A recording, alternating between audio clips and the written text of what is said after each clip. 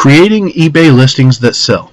In this tutorial, we're going to talk about how to take the basic knowledge that you've learned so far and take that to the next level for creating much better listings.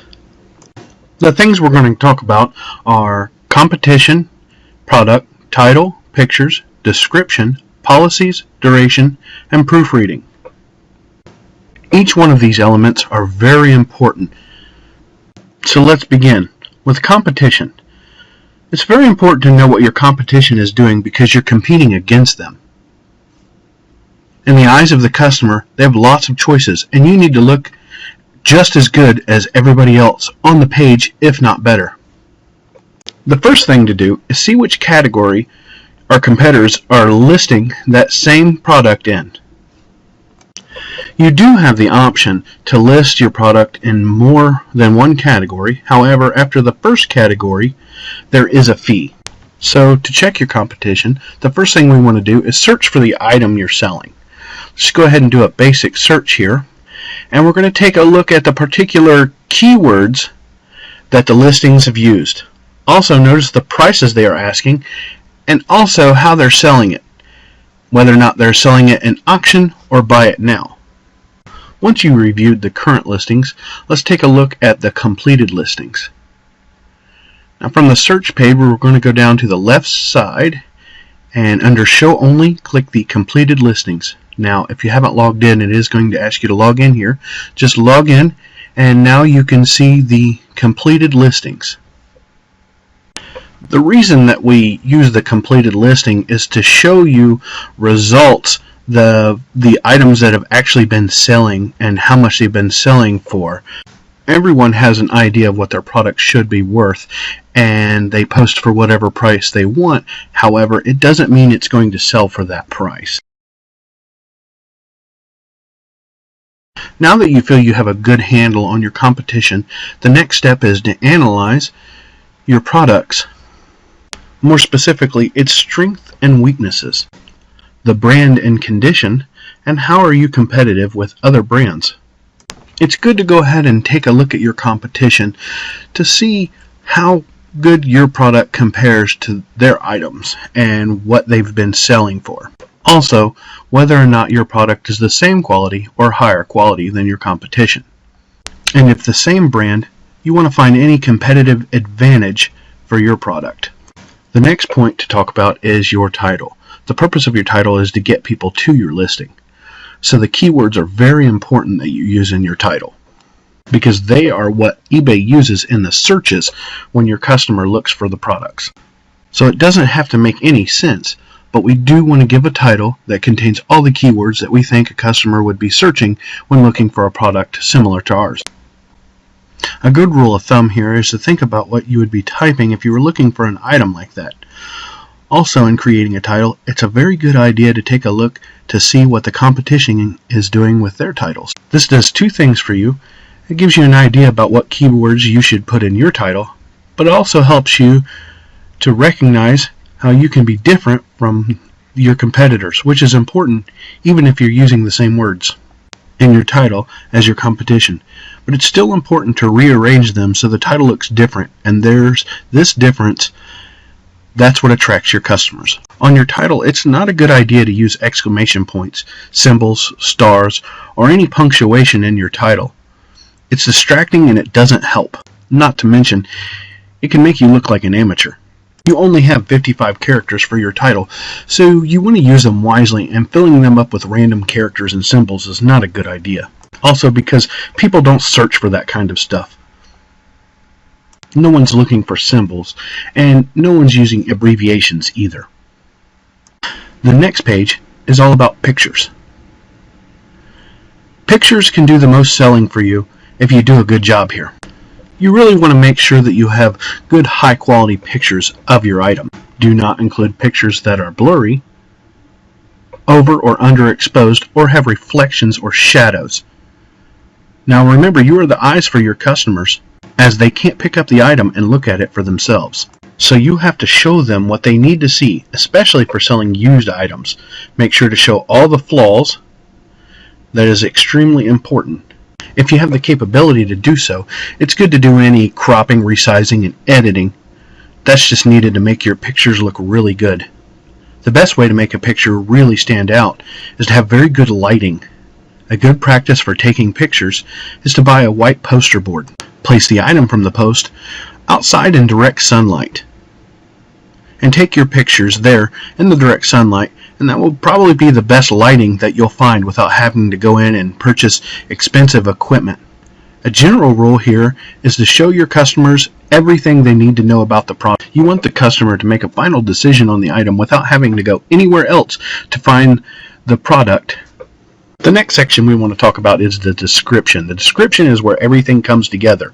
Information in your entire listing should come together in the description. As a general rule, it's very good to try to answer 3 basic questions for your customers, which are, what is it, why should I buy it, and why should I buy it from you? Knowing what it is normally comes natural to most people. However, this is not a newspaper classified. It'll have 3 lines and 25 words. You want to use all the room you can and make sure that it's as descriptive as possible. Leave out nothing that could be important to the customer. Be honest about any flaws and damages, and in turn anticipate any questions that people are probably going to ask about your item. Answer them up front so you won't have to answer as many emails.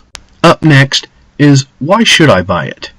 The general idea here is people need a reason to buy it. So your description is going to list all the features of the item and the reasons they should buy it, or the benefits of your item.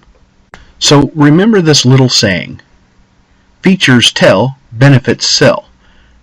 An example of this would be selling a waterproof ski jacket on eBay. Now the feature of this is it's waterproof, and the benefit of that is I won't get wet and cold when skiing. That's a good reason to buy it. That connects with people, helps them to understand why the feature is important to them. Another thing to keep in mind is that lots and lots of eBay shoppers are on eBay because they don't want to pay retail. You want to explain to the deal hunters why the deal they are getting from you is better than anywhere else. Then that should appeal to a lot of people. So make sure you're analyzing your items and listing all the features and creating your description of your item. Now the next slide we're going to talk about is, why should I buy this item from you?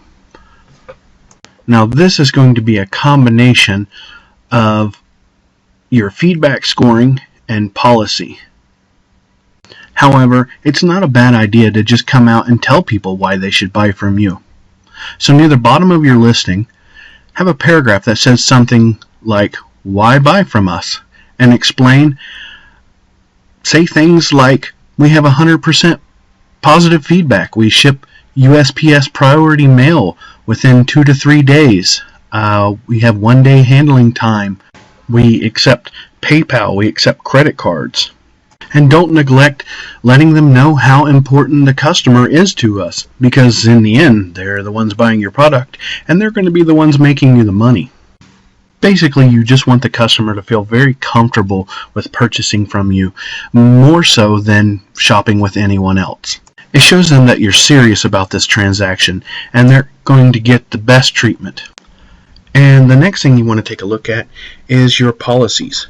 Make sure we list all of your policies. I recommend listing them at the bottom of the description.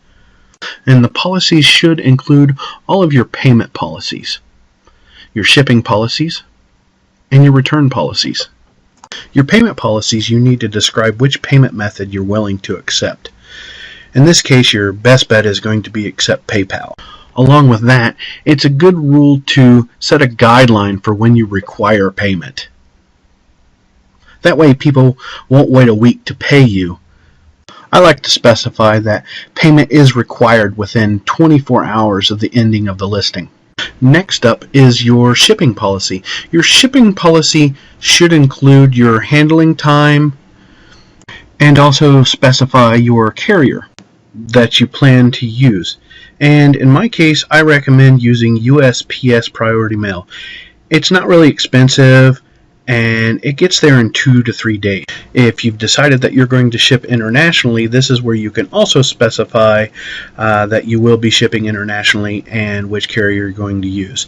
Now, last to talk about is your return policy. There are those that don't like to accept returns because it's too much to deal with. So my advice is set a return policy that is conditional. Conditional in the sense that you accept returns only on defective items only.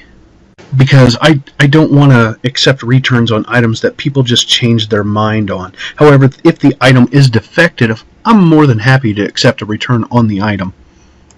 Next, we're going to talk about the duration. You really want to keep your duration to 7 days for an auction. Buy it now can be different, but for an auction, you definitely want to stick to 7 days normally. Unless the item is extremely rare or extremely valuable, then you may want to go a little bit longer. However, 7 days in most cases is sufficient. Now, with the duration of 7 days, it's good to keep in mind when the listing will be ending. It's good to arrange so that the auction will end on a weekday evening or weekend, so that as many people as possible are able to be home and at their computer. So this means you're going to be ending a listing on a weekday or in the evening during the week. Sometimes it's not good practice to end listings in the middle of the day on weekdays because most people are at work, and also most people wait to bid to the very end. So you want to make sure that it's very convenient for them. However, for buy it now, I do recommend using good until canceled. And that means that it's going to stay active until it's been purchased or canceled by you. So if it hasn't been sold in 30 days, it will automatically renew itself. The last thing on our list is proofread. Proofreading is very, very important in your listing. Make sure that all spelling errors are fixed, and always keep the customer in your mind through the whole process. Make sure you give very good detail, and you should be okay.